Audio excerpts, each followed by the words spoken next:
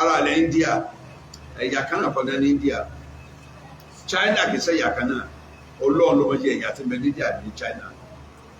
wọ́n gbogbo ń pè àwọn ní Chinese wọ́n ń pè àwọn ní Indians pẹ̀lú bẹ́ẹ̀ yà sí yàtọ̀ tí mílíọ̀nù kan tó yàtọ̀ religious mẹ́rin lọ gbajúgbajà ní India Hindus lọ̀gá Hindus India lé ní 800 million Buddhist is second in population in India àwọn náà lé ní 400 million Muslim India ò ti pè 300 million followed by Christians under 100 million. Sẹ́ẹ̀sì ẹ̀rọ ẹ̀ka kan ọ̀rọ̀ ọmọ ìjà pàwọn ìṣe Indians everybody dey pè Indians àwọn kí ni ti Nàìjíríà ṣe jẹ́ kí ló ní táyì fẹ́ rí mú ẹ̀mí ara wa láàtà ẹ̀ sọ kọ́ńtì kan fún mi láyé tẹ́gbẹ́ ìyàkóso ní gbogbo wa population Israelites population Israelites of 10 million gbogbo tí ń jẹ́ ọmọ Israel ìbò 10 million ẹ̀yà méjìlá ní Israelites mẹ́rin Kùránì àbá àti kí n sọ àgbà kọ́rọ̀ ẹ̀yà méjìlá ni wọ́n àwọn iṣẹ́ yàkan náà tí ẹ̀sẹ̀ ló kápò kéèké Israelites kí ni rí ṣètò àpàwẹ̀ àwọn ọ̀fẹ́ ní ara wa Yorùbá ọ̀fẹ́ ní Haúsá ọ̀fẹ́ ní Fúlàní ọ̀fẹ́ ní Ìgbò mélòó ní àní gbogbo wa náà tá a fẹ́ ríra wa àwọn ọ̀tá tí ń finá mọ́ wa lábẹ́rẹ̀ kan fẹ́ dà wá láàmú wọ́n fẹ́ fi àjà kọ̀ọ̀kan ni define our role ni France wá àwọn tí ó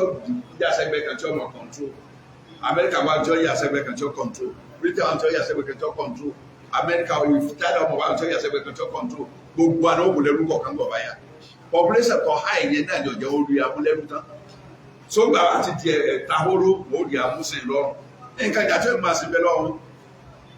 ẹgbẹ́ ti ṣe fún akọ́lọ́ ṣe báwọn bàbá wa wọ́n kọ́ bàbá àjọ sí ti odò báyìí ó fi àgádágodo sí ẹlẹ́nu ó lu ètò wọn kọ́ àgádágodo sí wọ́n ti pa ó sọ ọwọ́ wọn ó fi chéèdì sí wọ́n kàn dà lọ́ọ̀ kojú omi ẹ máa gbọ́n lọ ẹ máa lọ rò kóhùn lóyìnbó fa ìlú yẹn náà tó ń plan ní ìsìn ìjọ náà lọ́wọ́ òrèkò kankan níyì wọ́n àmà pé góòdù ń bẹ́nu lẹ̀ ara sàǹfàrà ń kú ara sàǹfàrà ń kú ebi tó ní góòdù rẹ̀ ṣe ń pa wá góòdù ti mẹ́ gbogbo oko náà ń pa wọ́n lé lórí ẹ̀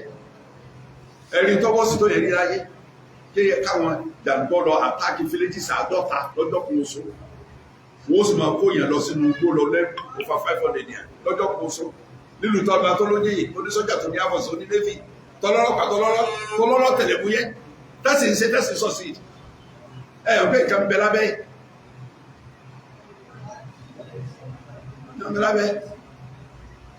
ńgbọ̀ bá yá bá ká ó lóòrùn tán tó ní ẹ̀kọ́ wọn ní sáfàrà tán tó kí ogun Sókótó ìbẹ̀ nífẹ̀ẹ́ nísà ó ìbẹ̀ láàrin fẹ̀ àti nísà bẹ́ẹ̀ náà ó gbà bá sí júbẹ̀ ní ìṣẹ̀lẹ̀ yìí ọmọ ó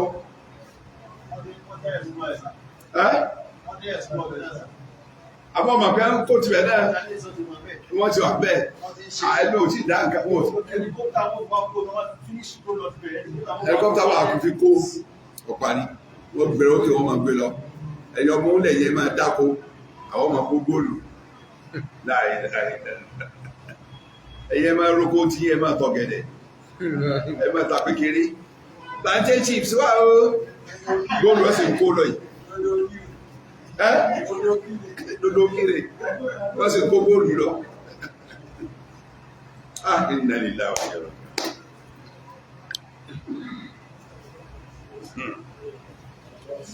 Allahu musta'an ọlọ́wọ́ sànú wa ọ̀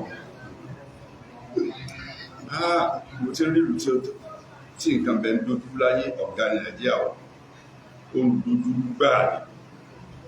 gbogbo tó a ṣiṣẹ́ ní kọ́ńtì mi láyé kò ní ṣe Nàìjíríà yóò dojú ní kàmọ́kọ́lá